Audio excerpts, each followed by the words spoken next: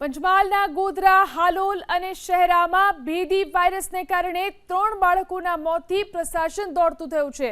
જિલ્લાના 3 તાલુકાના 4 બાળકોને તીવ્ર તાવ અને ખેંચ આવતા તાત્કાલિક વડોદરા તેમને દાખલ કરવામાં આવ્યા, જેમાંથી 3 બાળકોના સારવાર દરમિયાન મોત નિપજ્યા છે, જ્યારે હજુ 1 બાળકની હોસ્પિટલમાં સારવાર ચાલી રહી છે। બાળકના મોતનું કારણ જાણવા આરોગ્ય વિભાગે મૃતકના પરિવારના સેમ્પલ તપાસ માટે મોકલ્યા છે। આ ઉપરાંત આઈસીએમઆરની પોંડિચેરીની ટીમના સભ્યોએ ગ્રામ્ય વિસ્તારમાં તપાસ શરૂ કરી છે। આ પહેલા ગયા વર્ષે પંચમહાલ જિલ્લામાં ચાંદીપુરમ વાયરસથી 7 બાળકોના મોત નિપજ્યા હતા। વાયરલ એન્કેફેલાઇટિસના કેસો છે, એમાંથી 3 કેસો અનફોર્ચ્યુનેટલી મરણ પામ્યા છે અને 1 કેસ હાલમાં સારવાર હેઠળ વડોદરા ખાતે છે એસએસસી હોસ્પિટલમાં। લગભગ છેલ્લા 7 થી 8 દિવસના કેસીસ છે।